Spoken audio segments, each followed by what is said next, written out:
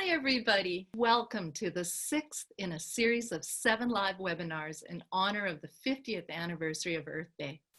Thank you for joining in, and thank you to those of you for rejoining us. I'm Frances Littman, the founder of the Creatively United for the Planet nonprofit society, and your host for this week. I'd like to acknowledge we are hosting this webinar on the traditional territories of the Coast Salish people here on beautiful Vancouver Island, for whom we give thanks for this privilege and their stewardship from time eternal. We have much to learn. On behalf of Creatively United and our EarthFest partners, John O'Riordan of the Gail O'Riordan Climate and the Arts Legacy Series and the Wildwood Ecoforest Institute Society, we welcome you all from near and far on this international webinar. Today's show features best-selling author, seed-saving guru, and food security expert Carolyn Herriot, and Victoria urban gardening advocate Gary Mcdougal, who will not only share tips on how best to grow healthy food, but the importance of doing so. Now, I first met Carolyn Herriot in the late 1990s when I was asked to photograph her for a Better Homes and Garden magazine feature. Carolyn was renowned for the Garden Path Center, which she operated for 25 years and grew her Zero-Mile Diet reputation for year-round homegrown food production and saved seeds for her Seeds of Victoria business. Her wonderful personality, passion for gardening, and knowledge of plants remained with me. Oh, I just love Carolyn. About a decade later, I reconnected with Carolyn to see if she might want to give a talk at one of the early Creatively United for the Planet Earth Day festivals I was organizing. Well, that fabulous talk can be found on creativelyunited.org and is equally as relevant today as it was then. Carolyn Harriet is the author of the best-selling A Year on the Garden Path, a 52-week organic gardening guide, The Zero-Mile Diet, a year-round guide to growing organic food, and most recently, the Zero-Mile Cookbook, seasonal recipes for delicious homegrown food. Carolyn now lives in Yellow Point, near Ladysmith on Vancouver Island with her husband, Guy Dauncey, who shared a fabulous presentation with us on Tuesday. And Carolyn teaches Food Security 101 on Deep Roots Farm and Eco-Nutrition at the Canadian School of Natural Nutrition in Nanaimo. Welcome, Carolyn, and thank you so much for taking time away from your garden to join us today so we can dig deep into this great topic you're going to share. My pleasure, Frances. Wonderful to be here. Very exciting times. Okay, so I'll take over now, Frances, shall I? Yes, please. Thank you. Right. It's wonderful to be here, and it's thank you for doing this, Frances. This is something much needed, and welcome everybody, and thanks for joining in today. And I'm very honored to be sharing this with Gary. And one thing about living to a ripe old age is that you like to think that when you go, you have a legacy. And it's so great for me to know that this continues and picks up steam, and that we have so many wonderful champions now who are advocating growing healthy food. And this picture here at the first beginning of my talk is a photo which I think is inspiring because it's taken in October, and I was clearing out the greenhouse, and I was actually just taking down all the food plants that were still on the vines in the greenhouse. And so you can see what a diversity and what a beautiful harvest that was. And that was like right up until October. So here we are right now, and we're in the middle of a pandemic, and who thought our generation has sailed through relatively unscathed since World War II, thinking that we were always going to be so blessed and not have any major challenges to deal with in our lives, or hoping not. But of course, it's just been one challenge after the other, and here we go now with our biggest challenge to date, facing not just us here, but the whole planet simultaneously. And Brené Brown says that people are talking about going back to normal right now, but she's saying we'll not go back to normal. And normal never was.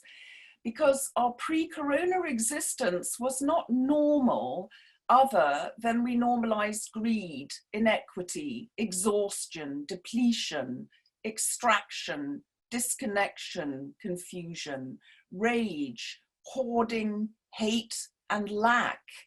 And we should not long to return, my friends. We are being given the opportunity to stitch a new garment, and one that fits all of humanity and nature. And that is the theme of our talk today. This COVID-19 pandemic is, to my thinking, a planetary wake-up call from the earth to humanity. We live on a finite planet, except we think that growth is infinite. And we have actually, I think, now exceeded the carrying capacity of the planet that we inhabit. And it's not just that, it's our relationship to nature. It's our position in the ecology and the way that we have an expectation that the planet is there to serve us, and that it's there for us to take whatever it is that we want, and that there is no real responsibility for our actions. And we are so now out of balance, and we have so many issues which are actually being highlighted by the pandemic. Our weaknesses are actually coming to light now, and issues that we can no longer ignore, that we need to address, are glaringly obvious. And the inequality and the injustice, and is the destruction, the war that I feel that we wage against nature, is all coming to our attention. So we have a funny thing I put up here just to sort of take a quick snapshot of some of the issues that we deal with on a regular basis that we take for granted, and we've absorbed them and we think that this is normal. But it's time to be quiet. We've all been sent to our rooms by Mother Nature. She's had enough. She's sending out a very loud and a very clear message that this is a moment for all human beings on this planet to take some time and to be quiet, and not to go on with the constant distractions of modern day living that keep us all spinning out of control, so that we don't have time to think about the reality of everyday living, and actually the suffering as well that is going on around the planet.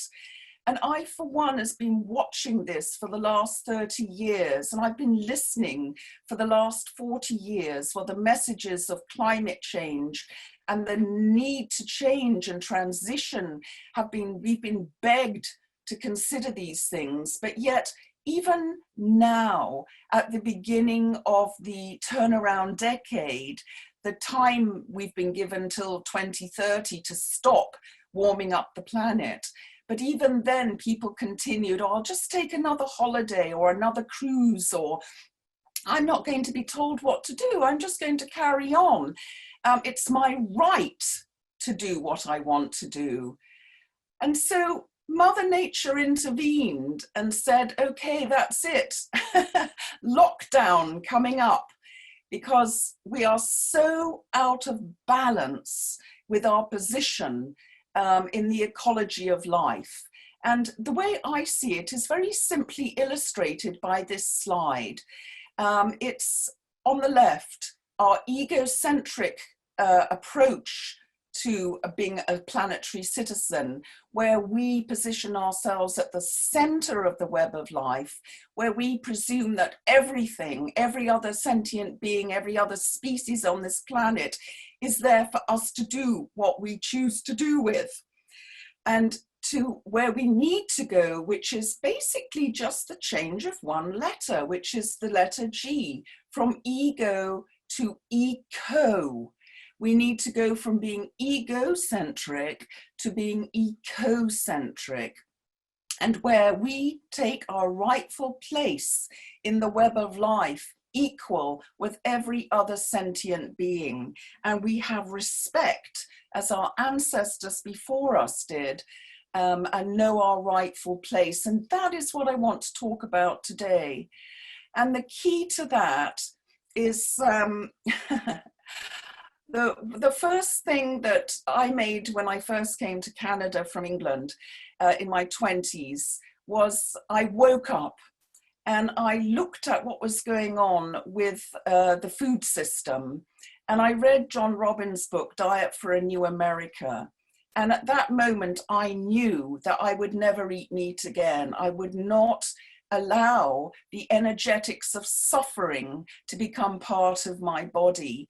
And I didn't consider that the way that we raise animals and the cruelty and suffering that they endure and the unnatural methods of creating meat, I didn't consider that to be a food source that I wanted to incorporate into my diet.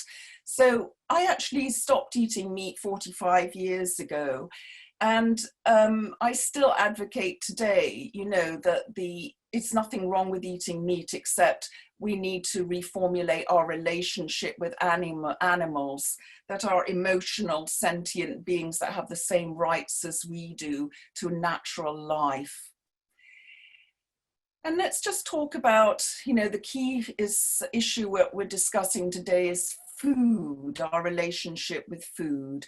And over the years, you know, I went from horticulture and talking about all beautiful plants and working with the plant kingdom to focusing on the food and the seeds with which you need to grow the food, and looking at our production systems and how we'd shifted to an industrialized method of food production, which was so unnatural and also created food that, to be honest with you, is so lacking in nutrients these days. And the way it's grown, even if it's stamped organic, en masse in monocultures and shipped all around the world.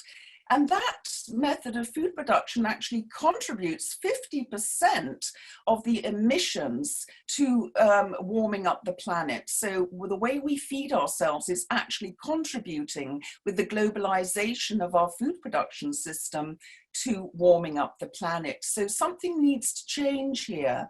And this is Tractor Canada that stopped by the Garden Path Centre on their journey from Charlottetown to Victoria, making a documentary film about family farming in Canada. And they reached Victoria. And it was wonderful to meet this couple that were actually driving a tractor, living in the tractor, and interviewing farmers all the way across Canada to monitor the health of our farming industry. And unfortunately, their conclusion was dire.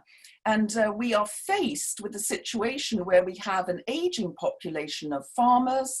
The people that grow our food are all thinking about retiring. Very few of them have succession legacy plans in place. And my question is, what about the next generation of farmers? Where are they coming from? How are they going to access land with the price of land right now? And, you know, what are we actually doing in terms of how we are making our food systems so technical, and so much of it is shifting to the laboratory, so that we are getting more what I term fake food. And that is not really the food that we need to sustain our well-being. So we have an issue to think about. And right now, it interests me that our wonderful Prime Minister, Pierre Trudeau, comes up every morning. I listen to him speaking to the nation about the situations occurring and their solutions to remedy the problems. And not once have I heard any discussion on our food supply and food security, and no questions about that, almost as if it's irrelevant. But to me, the food supply is the most relevant thing of all, because, you know, you might need a doctor or a lawyer at some point in your life, but you need a farmer 3 times a day, because every single one of us needs to eat 3 times a day to nourish our beings. and we need to eat real food. And that is my concern, is with what is happening to the food that we're being fed.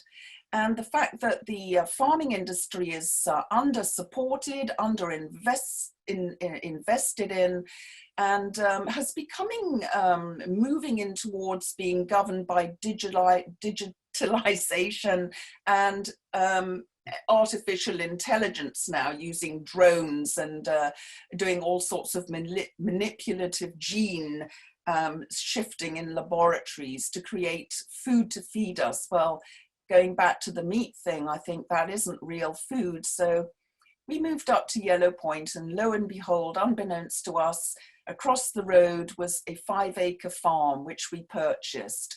And now, 5 years later, we have Deep Roots Farm that we are using to grow the most beautiful food so we can have our Zero-Mile Diet, and also to provide people in our community with boxes of seasonal produce, the best food you can possibly eat, because it's still vibrant and alive and bursting with nutrition, and no pesticides or chemicals on it that you have to worry about. And it's what I call a seasonally appropriate diet, because with the Zero-Mile Diet, what you're getting is you're getting food that is grown in season, and that is the food that is the best for us and for other people around the world to eat, the food that grows in their bioregion and that is ripe in that season. And there's nothing boring about the Zero-Mile Diet, because you start, with the first crops and gorge on those, and then when they're over, you move on to the next thing, and there's always a new harvest to look forward to.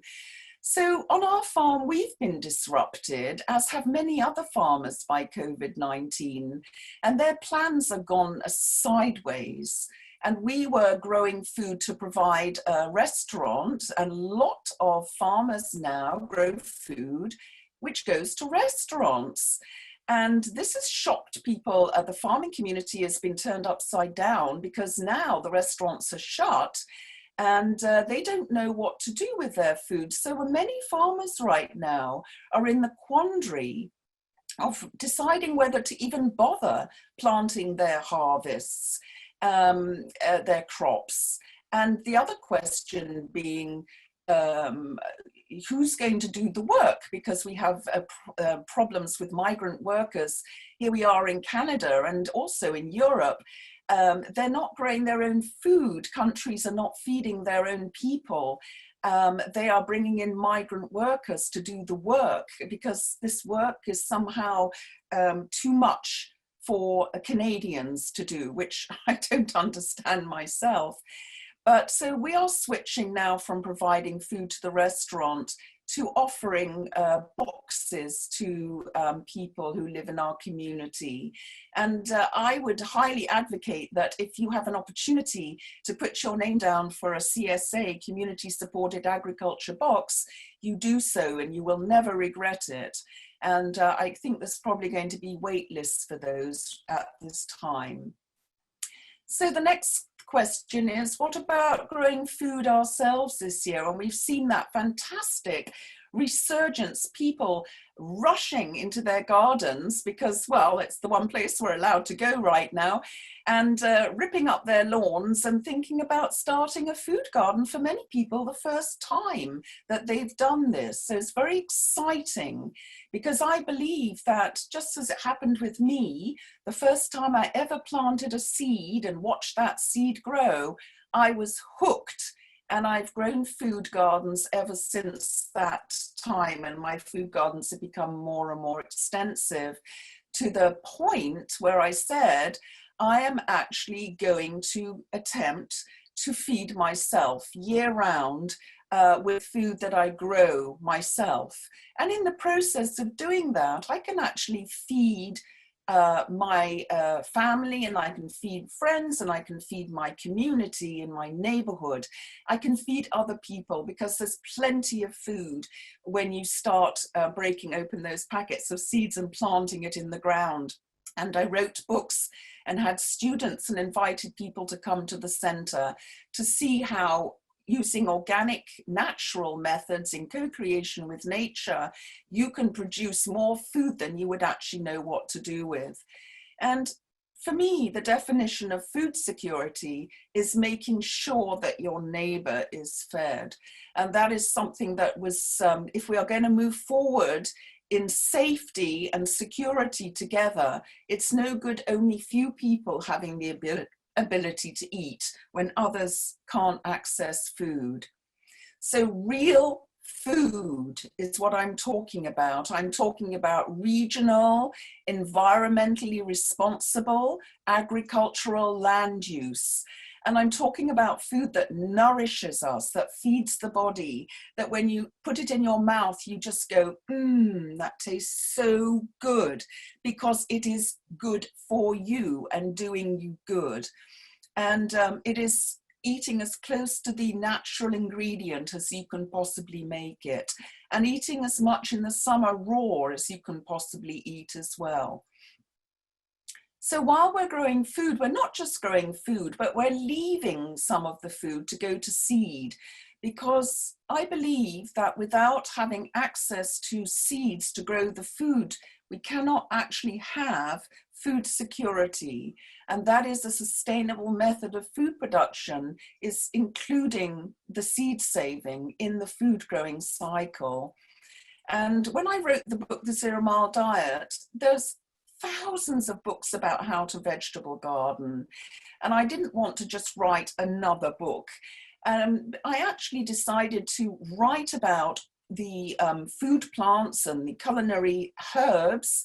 And for every single plant, I've included how to save seeds, because without having your seeds, you will not be able to feed yourself for future years. And what concerned me this year is the fact that all the seed businesses were just going crazy trying to process the seed orders, because one thing I mentioned in years of teaching about seed saving is that what would happen if, for some bizarre reason, and I didn't foresee a pandemic, the whole world decided that they were feeling food insecure and they turned back to their gardens, and around the world, all people started to grow food again at the same time, which is what is happening right now. So we're emptying out our seed reserves. They will not have extra seeds to issue next year. There's going to be shortages probably, and the best way to make sure that you're going to be able to grow your own food next year is to leave some of your plants in the garden and let them go to seed and collect the seeds. When we came from Victoria to Yellow Point, and I walked away from my seed business, Seeds of Victoria, and I bought buckets and buckets of seeds with me, but no longer could call them Seeds of Victoria. And at that point, we hadn't bought the farm either. But I came up with this idea for Incredibles. And I realized what I could do is actually grow the seeds out and issue the plants to other people to go plant them in their garden. And then really what we were doing by choosing open pollinated food plants is that we would have the ability with the plants growing in our own backyards to save our own seeds. And so it's important to choose the open pollinated heritage varieties of food plants to grow. And our ancestors have been saving seeds for us for over 10,000 years. And we shouldn't turn our backs on that. That is their legacy to us so that we would be fed today. So some of you may be saying, oh, you know, I don't know about growing food. I don't have a garden. Well, I've got good news for you.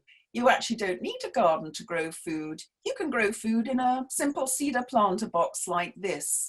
And you can have some beautiful selection of greens, kale and lettuces and parsley and herbs growing right outside your kitchen door, because all food plants will grow in 12 inches of soil. Or you could be super creative and actually do something like this in containers, in a simple, on a stairs leading up to an apartment. And I really just want to encourage you to think about growing food, see how simple growing your own food can be. It can actually be as simple as going to the garden centre, buying a bag of organic potting soil with nutrient in it, laying that bag down flat and putting some slits in it, and literally planting your food directly into the bag of potting soil. And this works for lettuces and salad gardens. And you can see from this picture here that it produces a pretty nice crop of peppers too. So I would advocate that all of us go and make a contribution and make yourself feel a little more food secure by growing something you can eat in your own garden or on your own patio or deck, wherever you live. It's possible to do this. And a lot of people this year are doing what we call lasagna gardening, which is a wonderful way of taking a wasted area on your property or at the corner of your yard that is being unproductive. Maybe this is a patch on the upper left here, which had horsetail had taken over. So down goes the cardboard, and we built up layers of free organic soil amendments to the height of 12 inches, and then planted tomatoes and different squash and edible food plants. The thing about the lasagna garden, which is so exciting, is that first of all, it doesn't cost anything. Secondly, you can build a lasagna bed any day of the week and anywhere. It can be temporary. If you don't want it there next year, you've just grown a lovely pile of organic soil. And while the lasagna bed is breaking down from its initial 12 inches, it'll break down to 6 eventually. The food that you plant on it, the same day you build the bed, you can plant the food. So you have an instant food garden, and that food grows amazingly healthily because it is tapping into the nutrients created by the breakdown of those organic materials. So basically, a lasagna garden means that you can grow your soil and grow your food at the same time. And these are a couple of lasagna beds that I built in my backyard at the garden path. And we built in one day, we built 3 lasagna beds and planted them up with transplants, and more food than you know what to do with. So I believe that food is your medicine, and that if I feed my body, then my body will take care of me. And this is what the Zero-Mile Diet fridge looks like. It is full of vibrant, seasonally appropriate, nourishing food, fruits, vegetables, and herbs. And along with that, because we're talking Zero-Mile Diet, we're actually putting our extras aside for the winter. So we're preserving our harvest. And when I wrote the cookbook, it was all about seasonally appropriate eating, but also a huge section for preserving the harvest so that you're eating food year round. You're freezing, you're bottling, you're drying, fermenting. I mean, just so many delicious recipes there for ingredients. And in the freezer every year throughout the winter, we have a selection of frozen vegetables and frozen fruits. And so fresh smoothies every day, just lots of goodness, which you know is safe for you because you've grown it yourself. And when we have time and we have problems with income, with a lot of us being unemployed right now, it's a great savings as well to have this available to you. So what does your garden look like? It could look like this. It could look like a 50-foot long berry walk. If you have a greenhouse, that's fantastic. If not, you can improvise, or you can grow without a greenhouse. And we have an abundance of power foods like blueberries. You can choose, actually this year on the farm, we've put in a whole bunch of berries. Black currants, red currants, josta berries, trailing berries, cascade berries, tay berries, thornless blackberries, all these things are available right now at the garden centre. And they're not just for eating, they're also for enjoying, because they have beautiful flowers and they attract bees and pollinators to your garden. So you can make them a feature of your garden. Maybe you think you don't have room in your garden to add food plants, but then something like this, which is a tayberry plant cascading over an arbor leading into the garden. And this is what one plant can provide. Just an incredible, delicious berries that you can make great desserts with and enjoy with your, well, socially distancing, this is the days before, invite your friends to enjoy your home-baked goods. Just delicious.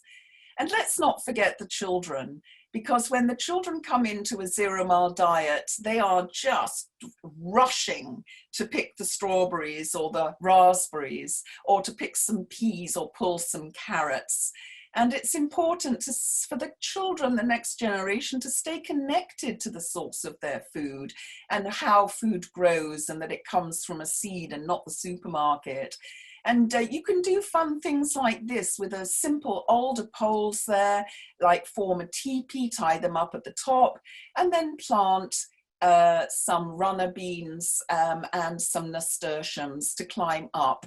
And the children just love this because they can climb inside. It's a hiding place, and they can pick these wonderful beans as well. And when the children are involved in harvesting, they like to eat what they've harvested. So what are we eating right now? So at the moment, we're eating rhubarb because it's rhubarb season. So lots of delicious rhubarb desserts. Asparagus, it's my favorite vegetable, and I love this time of year. And the longer that you have an established asparagus bed, the more asparagus it's going to produce. And so we are just enjoying asparagus for dinner every night, and extra asparagus goes into the freezer for later on. And that'll be followed by a crop of peas. And this is a simple thing that you can just put up a row like this and some fencing and plant a row of peas along it.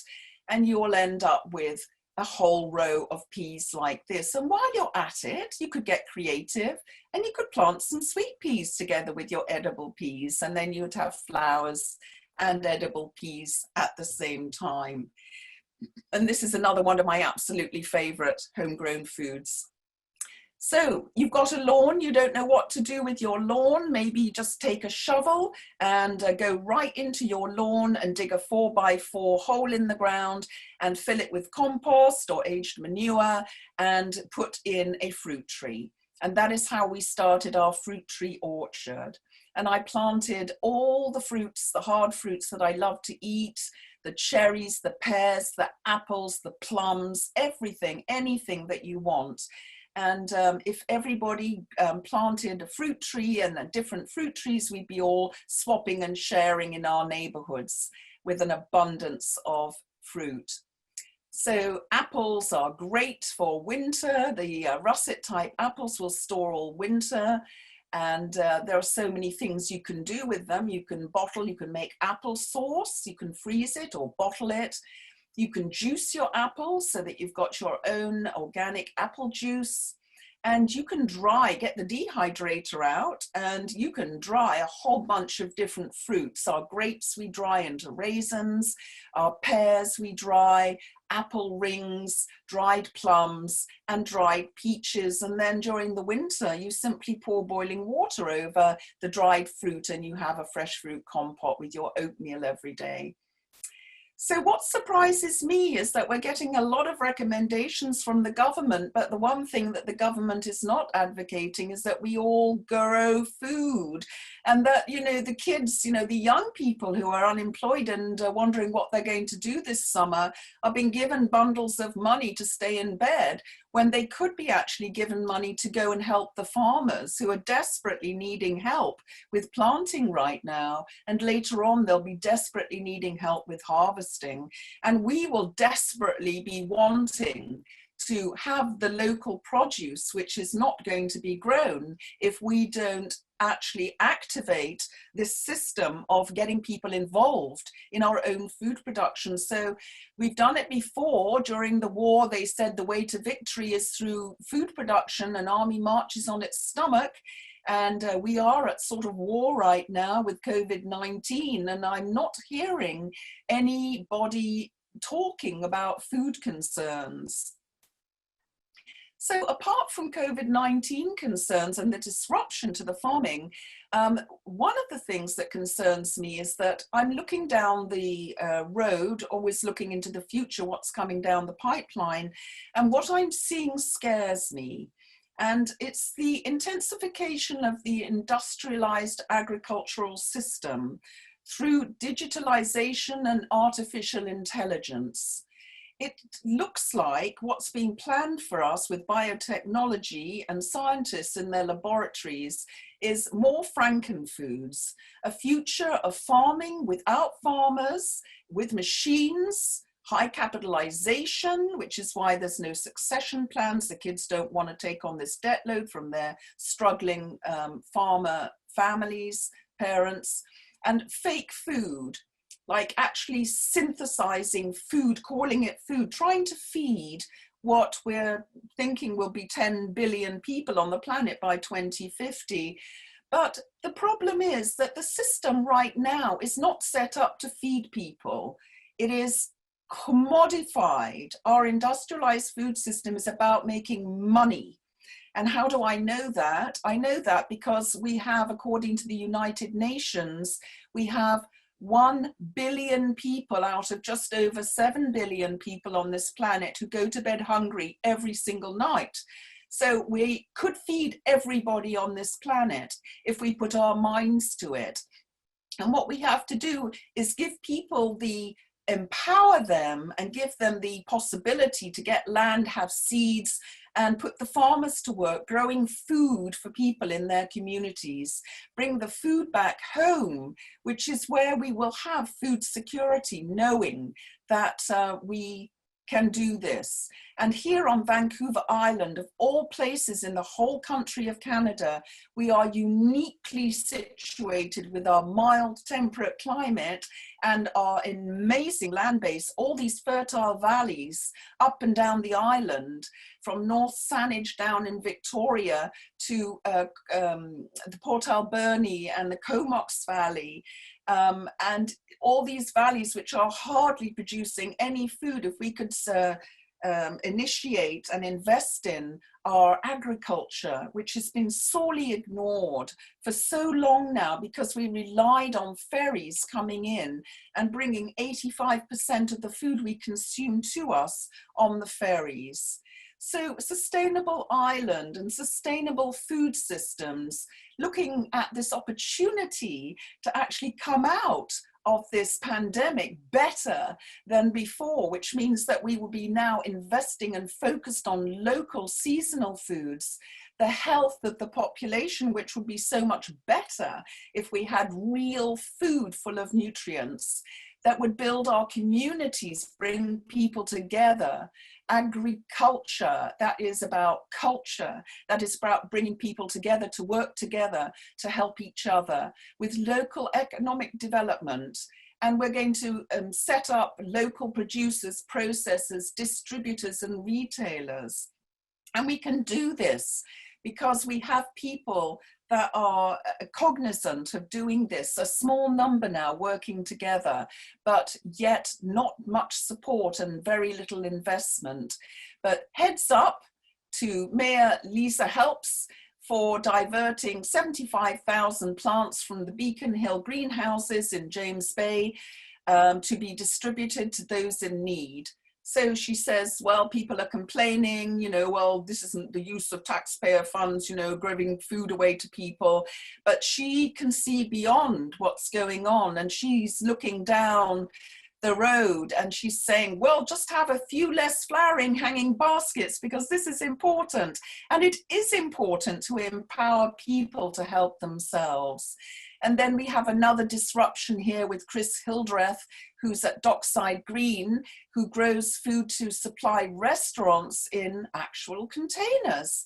And now he's got all these salad greens which are no longer being required by local restaurants, and he's scratching his head what to do. So getting together with the Big Wheel Community Foundation, they've sponsored a new initiative called My Fed Farm, and they are literally, you can go online and you can have one of these little food gardens in a container delivered to your door, planted up, ready for you to grow your own food at home. So there's no need to go without, and that is how easy it can be.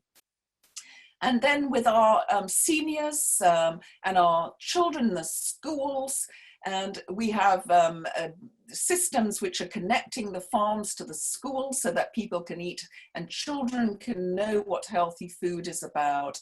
And this is a crew of people I work with on a regular basis right now, because we are growing food for the Ladysmith Food Bank. Even here in Little Ladysmith, we have over 400 families, that was last year, there's probably more now, signed up to receive weekly food boxes from the food bank. And that situation has become even worse right now. And while we have this going on, we have farmers actually trashing their crops rather than give the food away. They're destroying in America millions of pounds of onions, and they're not even bothering because it's not worth it for them to take them when their markets collapsed and they can't get their distribution system set up.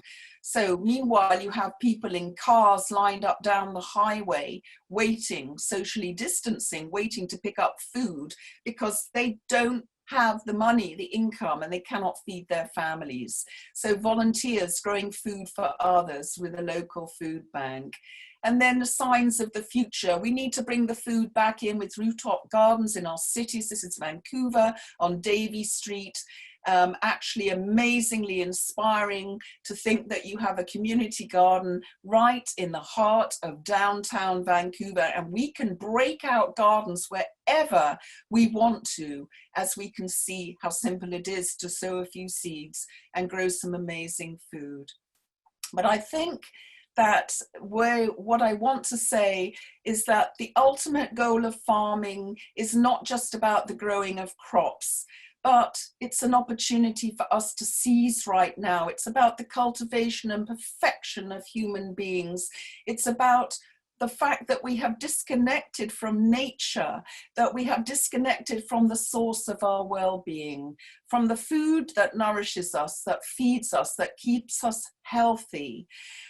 We need to go back. There's no better time to reconnect with nature, to take our rightful place in the ecological civilization which confronts us as we move forward to changing things. And if you're not sure about how to begin, that's why I wrote this book, A Year-Round Guide to Growing Organic Food. Every plant, it tells you how to save the seeds of the plants for greater self-sufficiency. And of course, it's got lots of great recipes in it as well. And thank you so much for listening, and looking forward to hearing what Gary has to share with us. Wow. Whew. It was beyond incredible. So thank you, Carolyn. That's something else. And Gary, wow, we're going to hear from Gary now. Gary Mcdougal has been making Victoria, BC headlines with his passion for turning lawns and boulevards into vibrant food and pollinator gardens. He resides in Oak Bay with his 3 children and is growing a regenerative agricultural movement. Gary, thank you for being here. I know that you and Carolyn have been discussing this program today, and you both bring so much to the forefront here. Over to you. Thank you very much, Frances. And I just want to begin, Frances, by saying thank you so much for all the time and the effort that you've been putting into this and Creatively United over the years. I think it's an incredible service to our community to share this knowledge and share this, all the great presenters that you've had and the things you've done over the years. I'm so grateful. So thank you for having me. Thank you. I'd just like to say something about growing food. This is something I started with my wife for our children, for this planet. We started a few years ago, watched hundreds, maybe even thousands of videos. I bought one book And the book has been great. It's been an inspiration for me. Funny enough, it's by Carolyn Herriot. So I get lots of inspiration from Carolyn. It's the one book I have on gardening. So grateful for Carolyn. So I'm going to go right into my slides here. I'm Gary Mcdougal from Grow the Food You Love. And this talk today is about living regeneratively, bringing this planet back to life. So a few years back, my wife and I wanted to grow food for our kids, healthy food for our kids. They were young at the time. They're a little bit older now, 9, 11, and 13. But we really wanted to provide them with great food.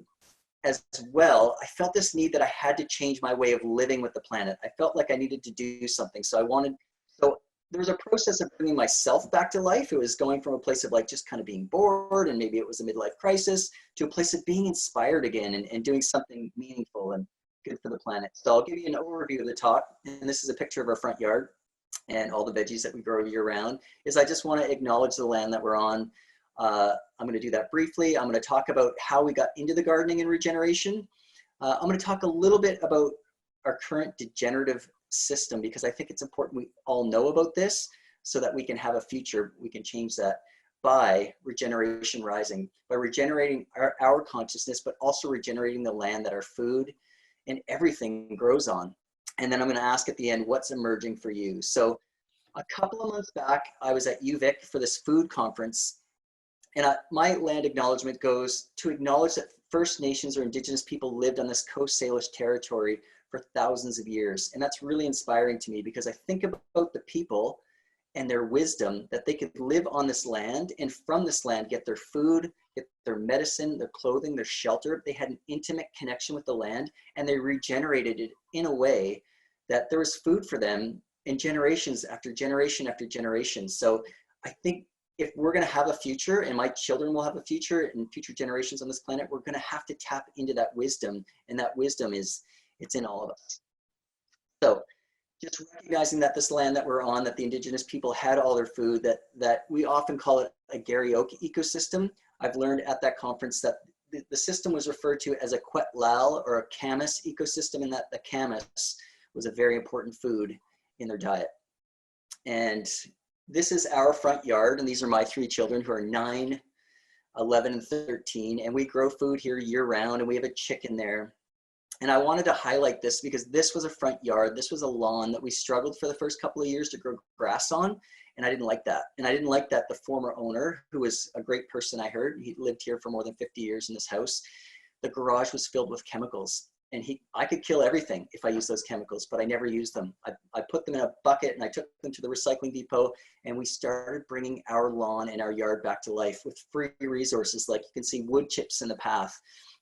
From our chickens, we use their manure, and we make amazing compost, and we feed the yard. We feed the living organisms in our soil, or in healthy soil. If you lift it up, imagine like life forms. How many life forms do you think is in a handful of healthy soil? And I ask people, and they're like a few hundred, a few thousand, but there's billions and billions of living things in a handful of living soil. So I really started getting inspired by bringing my own yard back to life. And so I'm going to talk about that today.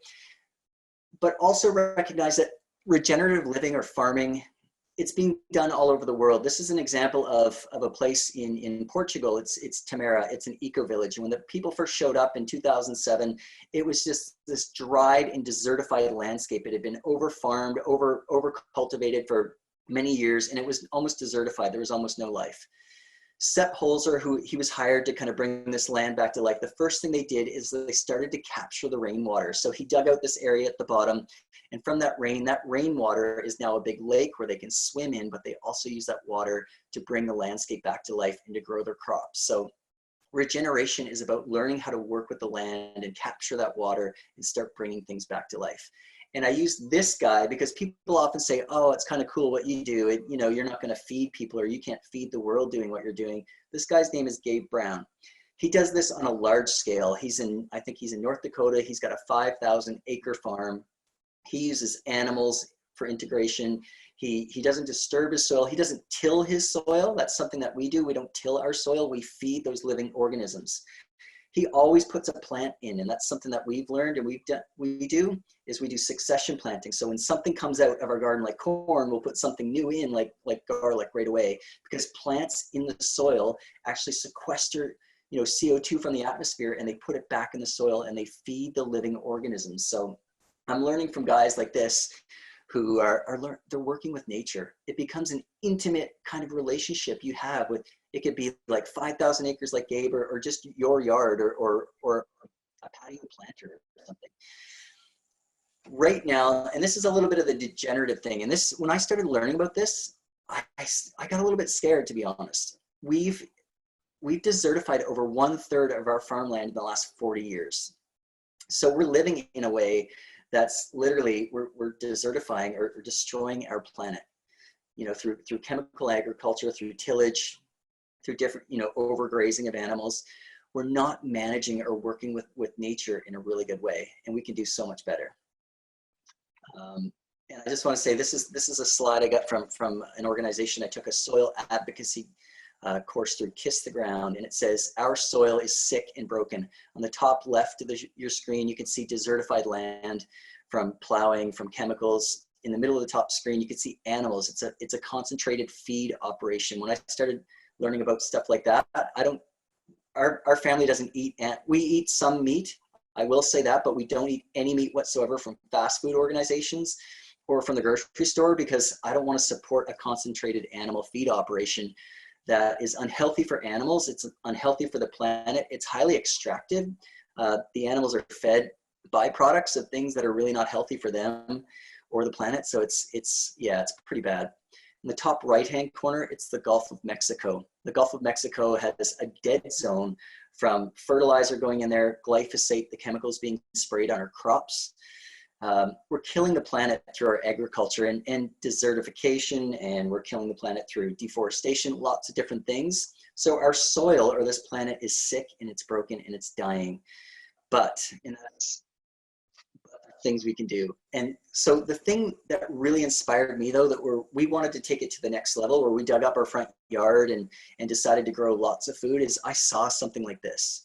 And I had been feeding my daughter a strawberry, and her skin broke out. She got hives in her hand and her arms, and she was itchy, and I think she was crying, and she was quite young at the time. I think she was like 3 or 4. And that was my childhood. My childhood was breaking out in hives. It was dealing with anxiety. It was being in a constant state of stress and feeling tired from the food I was eating. And so when I saw this slide, I was like, enough. I don't want my kids to suffer the way I did from the food I was eating. And she was eating this strawberry it was red, but it didn't taste like the strawberries I remembered as a child growing up in Nova Scotia and eating from the small farms, and delicious and sweet and juicy. So I saw this sign, I'm like, that's it. We're digging up our yard and we are going all out and we're growing food. So when my son, who's on the left, he's our youngest, he's 9 years old, his name is Skylar. When he looks out the front window and he sees a squash that's half his size, he said, Dad, I want to go cut that squash off. I want to go get that. I'm like, yes, let's do it. Let's go harvest that squash. And he got that. And on the way in, he saw a cucumber and he grabbed that.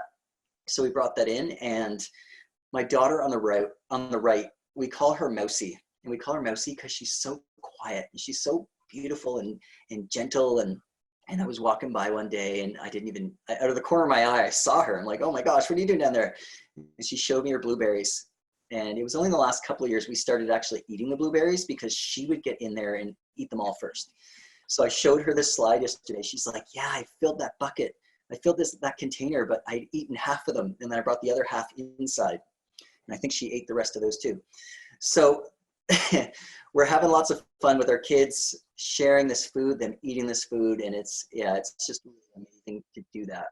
The parts they're not so interested in taking care of the chickens or dealing with manure or making compost, but it is an absolute passion of mine, because I think of all the allies I have in my soil on my property. I think of the trillions of living organisms, the worms, the microbes, the bacteria, the fungi, all those living things that if I take our waste, like kitchen waste, and I feed it to our chickens, that they'll create manure that I then mix with leaves. And if you look in the back right-hand corner of my yard here, where all the leaf piles are, they come from my neighbors who live behind me. And I've asked their other landscapers just to dump the leaves over the fence because I'm going to turn them into compost, and I put them through our chicken runs and the chickens mix them in, and we make amazing soil that feeds our yard and brings it back to life. So when people are putting all their yard waste out to the street and stuff, I'm just like, what are you doing? You're giving away this amazing resource that this tree who has harvested the energy of the sun and the CO2, and it's made these leaves, and it's incredible. And it could feed our life. It could feed our world and feed our food. So yeah, I get super excited and geek out about all this weird stuff. And this is another thing, I become this like mad scientist. So this is a picture of our compost pile with like a kitchen thermometer I plugged in it, and you can see it's over 130 degrees. And when I see that, I have this big celebration in my backyard at like 8 o'clock in the morning on a Saturday morning, where I'm like hooraying, and because that over 130 degrees hot compost, which if you make compost in a good way with like lots of greens, like kitchen scraps and chicken manure and grass, and you mix it with things like leaves and wood chips, and if you mix it right and get enough air in there and enough water, and you get it over 130 degrees, it kills all the weed seeds, it kills all the pathogens. So I'm like the mad scientist in our backyard having fun making this compost. And this is what it looks like at the end. We take that compost. Now, I used to turn compost over pretty fast in a couple of months and stuff, but after doing some research, I let my compost pile sit now for a year, because after the bacteria gets in there and heats it up and makes it look like this, the fungi move in and they break down the woody debris. So I let that compost sit for a year, and then we feed the soil with it. And it's got all kinds of nutrients and all kinds of food in there left over for the microorganisms in our soil to make our soil healthy. Healthy soil, healthy plants, healthy humans. It's that easy. And I don't know if you feel my excitement, but I get really excited about this stuff. So it feeds the soil, and it feeds things like our corn. And I'm showing our corn here because, you know, people ask me, what's your favorite thing in the garden? And I'm like, Carolyn, I love asparagus and I love Brussels sprouts and I love corn, but it's like, what's my favorite? It's like whatever is in season. When these corn are good to go, we have this game in our household where we boil water, and when it's boiling, we run outside with the kids and everybody gets a corn and we shuck it. And I told them, I made up this story, and I don't think it's true, but I read it once. It said, if you can shuck corn and get it in water 45 seconds within after picking it, you can save lots of its nutrients. I don't think that's true, but we play that game every year with our kids and have lots of fun. So, and this is my wife Petra, and I want to give her so much credit. And she's like, are you going to put me in the slides? I'm like, yes, I'm going to put you in the slides, because it was her idea and her inspiration that started our veggie patch. She's seen here picking the rest of her corn. She also, I'm really big into the soil and planting. She's really big into harvesting and preserving. So together we make such more of a team. And so she's a big part of this. And I wanted to share that. She's bringing in the corn, and we're going to have a feast and save lots of this. And we freeze a lot of our corn too, so that we have it throughout the year. And I'm showing this bed because this was the corn the day before. And all I do, I don't turn my soil. I have a no-till system, like I said earlier. I just cut it right off at the bottom. And that next day, I planted our garlic. And our garlic's like, I want to pull my garlic. It looks so big right now and looks so amazing. And we grow enough garlic in our front yard. We grow enough garlic in our front yard to last us a year, but I want to demonstrate something because I saw a question.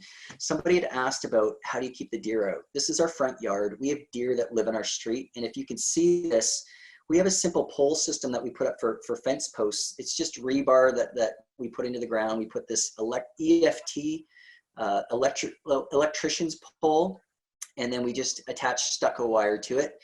It's about 4.5 feet high, and then above that you can see we had to put some chicken wire down there so the deer couldn't jump. And so it's easy to keep deer out, easy to keep rabbits out, and we get most of our crop. We have to figure out the raccoons eating our fruit, like our cherries and our figs. That was last year, but I'm going to figure that out this year. This is our garden this is late summer. This might be early fall. You can see our tomatoes are under plastic there just to get them to ripen up. We live fairly close to the ocean. We're still getting tomatoes. They didn't all ripen, but we brought them in the house and they ripened. And this, in front of it is, I wanted to show this bed that's in front of the plastic because it's covered in greens. I was picking beets out of there yesterday, chard, lettuce, kale. We planted that bed right after we took out our potatoes in August. So succession planting is really big. we never leave the soil bare. We're always planting a seed, and we get lots of veg that way. This is in the winter. You can see the frost is really hitting back that bed. It's hitting back the kale. It's hitting back all kinds of things. But we put row covers over it, and that protects the food.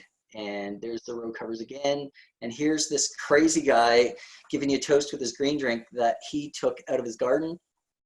I got those greens out of our garden a couple of days previous. I wanted to show that we eat year round. And in the next picture, this is a couple of days after the snow had melted and the garlic was emerging, and yeah, things still grow and things still live. This is what our garden looked after the, I think about a week after the snow.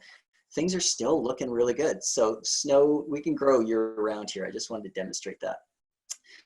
But so this leads me to the part that I got concerned, because people they tell me all the time, oh, you must feel so confident, feel so good about growing food and stuff. And it's like, a part of me does, but there's another part of me that recognizes that crises were coming, like the food crisis, or the disappearance or the desertification of soil. There could be an insect collapse. I don't like to live in fear, but I like to live in awareness. So I'm aware of those things. And I was aware that my neighbors weren't growing food. So I put it out to a local, site. I said, you know, hey, if you want to learn about growing food, simple ways, easy ways, grow food year round, you know, come to my backyard. And I was expecting maybe 4 or 5 people show up. An hour after I posted that online, Travis Patterson from the Oak Bay News showed up at my door, knocked on my door and said, hey, I want to do a story on this. He did a story on it. He put it in the newspaper, and he said, you know, don't be surprised if tons of people show up. In our backyard that weekend, we had like up to 50 people show up in our backyard, and everybody was interested in growing food and learning about it. And there are most people there were just people that were new to it. They didn't know where to start. So I wanted to start helping people get started growing food. And so I started a garden meetup, and this is a group of people. We just started getting together in people's yards, and it's called the Grow Collective.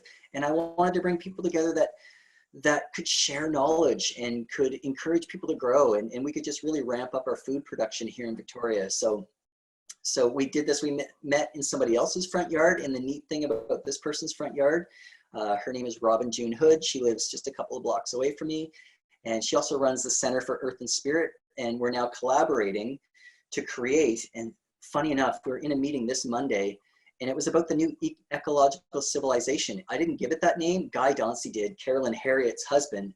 But that's what we were talking about. We were talking about living in the city in a way that's regenerative and that helps our ecosystems grow and thrive instead of killing them. So this is an initiative I'm working on.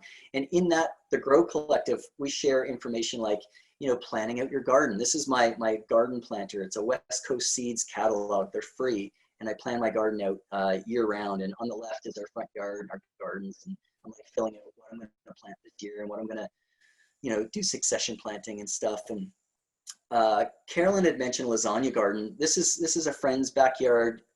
The day before this picture, or 2 days before this picture was taken, she had a couple of fruit trees and lawn. And she's like, I need to start growing food. I love what you're doing. I'm inspired. All she did was she put down some cardboard. She got a couple of yards of soil delivered, and they put the soil in and planted the starter plants that a friend of hers, they're doing a backyard share. So there's lots of people out there with land that don't have the time or don't have the knowledge to grow food. You know, lots more people are sharing their yards now, so that people in like apartments or who might not have land or have the knowledge but don't have the land, those people are starting to come together to grow food. So I wanted to share that. And this is Jacqueline Fletcher. This is a quote by her. She's a permaculturist out of Scotland. She's a big inspiration of mine. And she wrote this. I'm going to share a quote she said. She said, but most of all, becoming eco-literate and recognize that nature isn't tidy. I can't see the whole screen here. But the wilderness isn't some major space out there in the mountains or whatever. It can be in your backyard, back garden if you allow it. Allow insects into your home and garden. Now, usually if insects come in my home, I usually get them out, but the point is, you know, we can make life come alive, make our planet come alive. And I want to share this quote as well. Good farmers who take seriously their duties as stewards of creation and of their land's inheritors contribute to the welfare of society in more ways than society usually acknowledges or even knows. These farmers produce valuable goods, of course, but they also conserve soil, they conserve water, they conserve wildlife, and they conserve open space, they conserve scenery. You guys, we can all do this. That was a quote by Wendell Berry. He's just an amazing man. And it was posted by Overgrow the System. I would check out their Facebook site. Overgrow the System's incredible. They did a story on us recently. I'm going to post soon. And they're just sharing a lot of different ecological knowledge and farmers who are overgrowing, you know, the damaging system that we have so that we can bring the soil back to life. Finally, I want to end on, there's some amazing things happening right now in our city. There's a growing food together campaign, and I checked this out. I think they're launching today actually, and I think they're gonna be doing some press and stuff.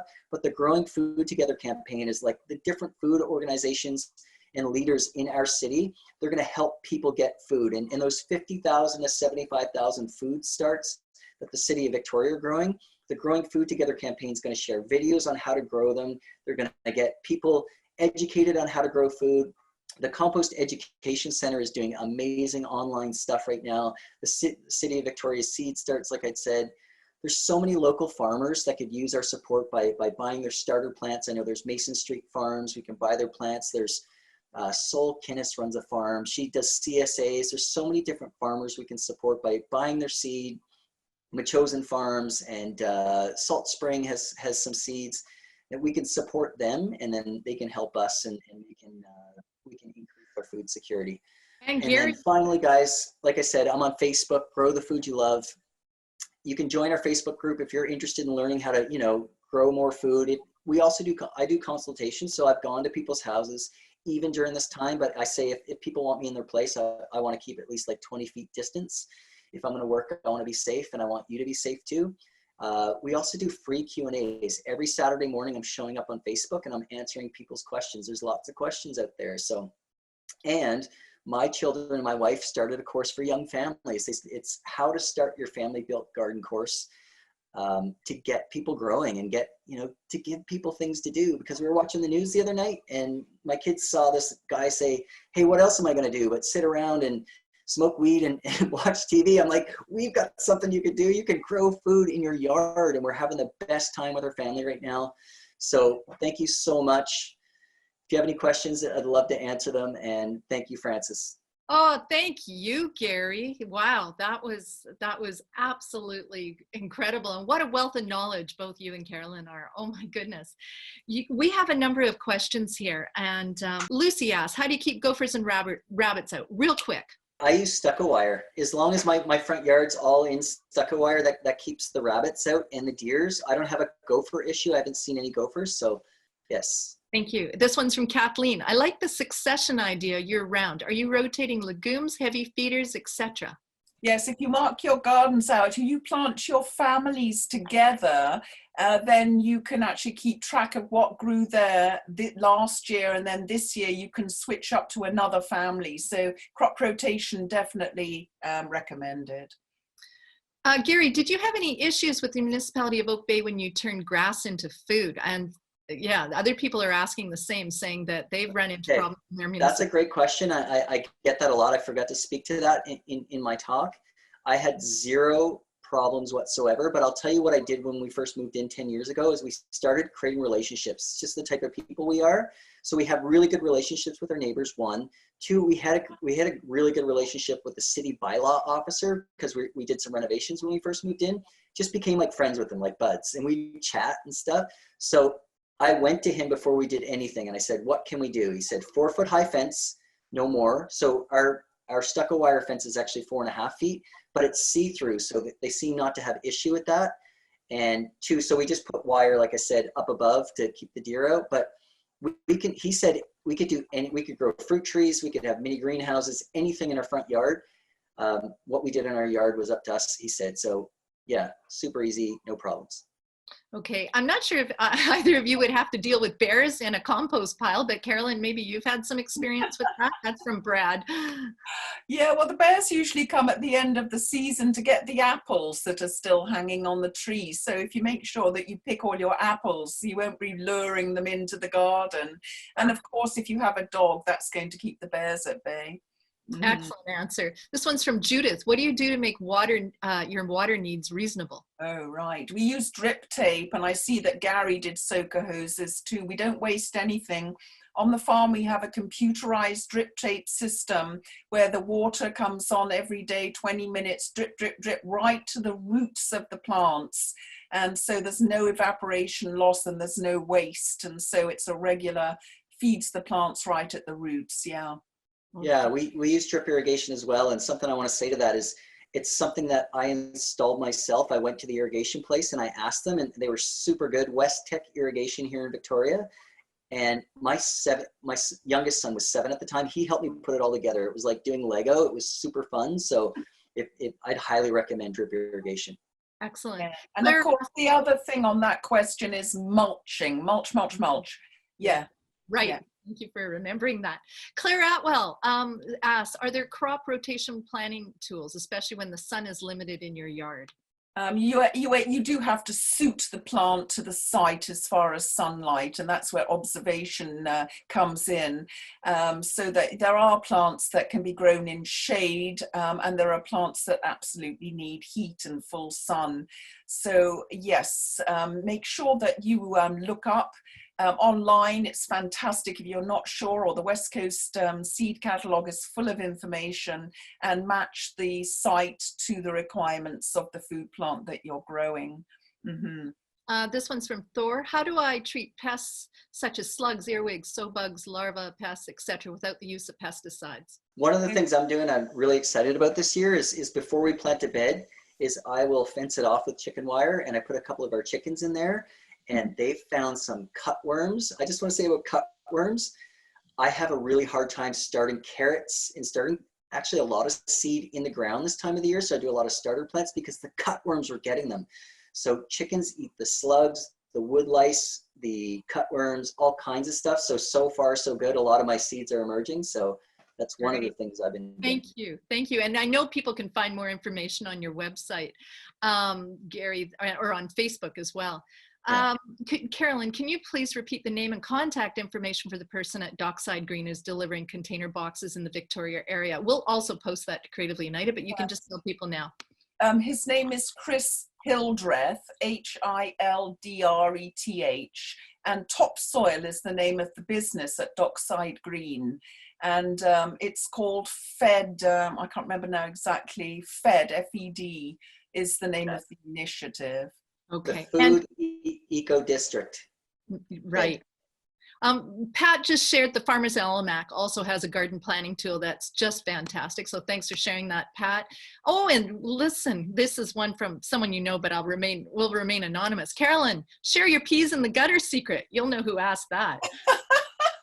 Right, get a head start with peas. So take an old gutter, fill it up with potting medium, and then plant your peas an inch deep, an inch apart, and just put it aside. Let the peas grow up to about 4 inches tall and get well rooted in the gutter. And then it's the Homegrown 5 method, which is so fast.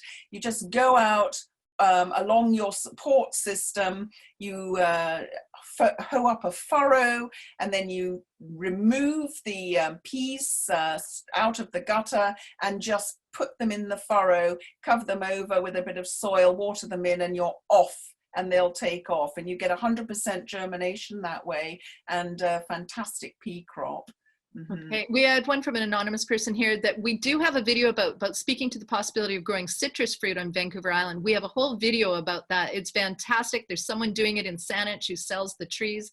And I'm sure you guys have even tried it. The warm walls, you can grow figs, you can grow anything, it seems. Someone wanted to know about the rules for Jillian here for obtaining farm status in BC, specifically small scale for hobby farms. Can you speak about how we can have better incentivize hobby gardeners to grow more food? I think you did that, but if you've got some resources there that you just haven't mentioned. The citrus trees are from Bob Duncan, and his business is in Wayne Road in North Saanich. It's called Fruit Trees and More, so that covers that.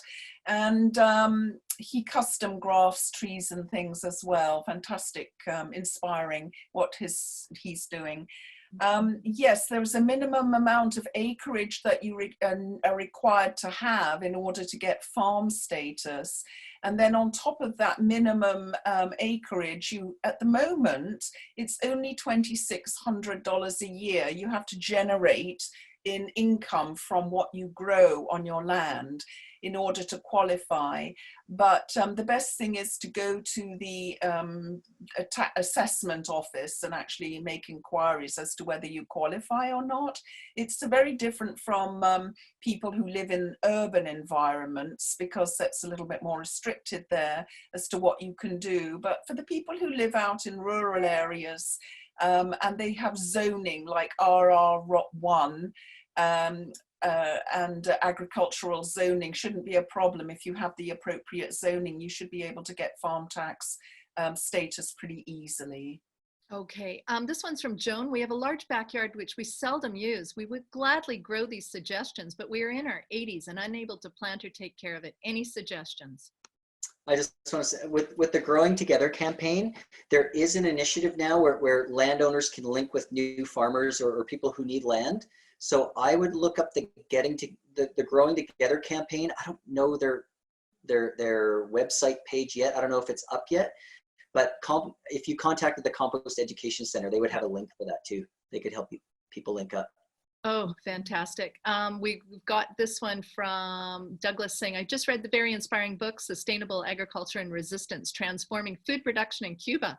Are you aware of how Cuba has achieved in how much they have achieved in agroecology? I just watched a film on that, and I saw how when they got cut off from oil, all of a sudden they didn't have a market to ship their food away to, and they couldn't get food in. So they had, for their life, they had to grow their own food. So they converted backyards, front yards, empty lots, everything to growing food. So I saw it. It's amazing. It's inspiring.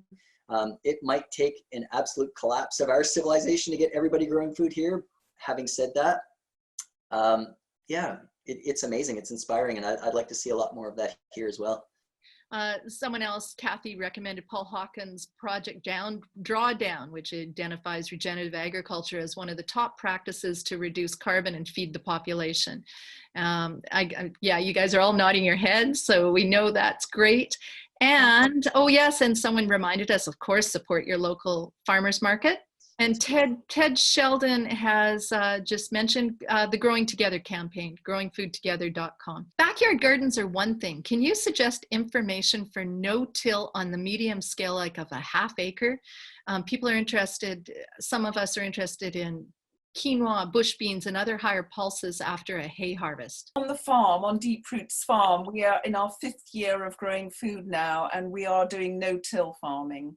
So we don't actually ever break the soil up. We are just feeding it from the top, and we are loosening it lightly using a broad fork. So the broad fork is the tool of choice there, and we have 1.5 acres under production. So that way we leave the soil food web of life intact. And I really advocate no-till digging, no-till gardening, because it is incredible the difference it makes to the health of the plants. Yeah. Carolyn, there's someone in your area by name of Marlene, actually Marlene Lewis. We were supposed to have our festival at the Empress Acres location, and her question is, voles are invading and eating our tree roots and gardens. Do you have a way of controlling voles? Voles is something that we haven't experienced, which is fortunate, but that would be something I would do some research. The agricultural extension agent would probably be able to address that.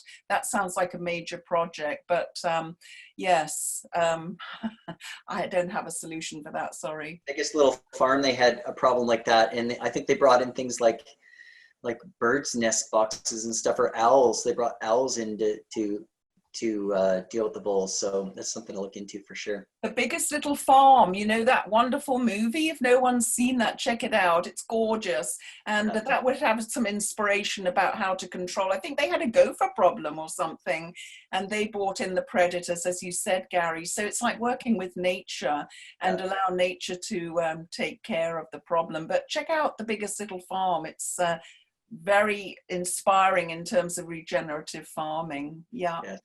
So just, he's mentioned a few, but planting a garden with no garden space, only patio and concrete. I think we saw some boxes there, which were fantastic.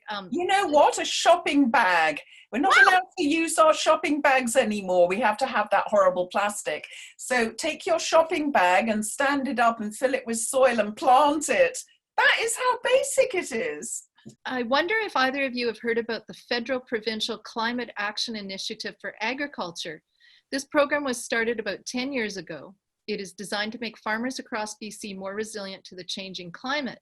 It provides advice on a regional level, such as supporting irrigation on Vancouver Island, as well as advice to individual farmers to mitigate damage from floods or droughts. I was asked to speak at the CR Fair's The Good Food Network Summit. The person that was moderating our panel, she was a part of that initiative, so I've heard of it, and I know that they're funding different regenerative farms.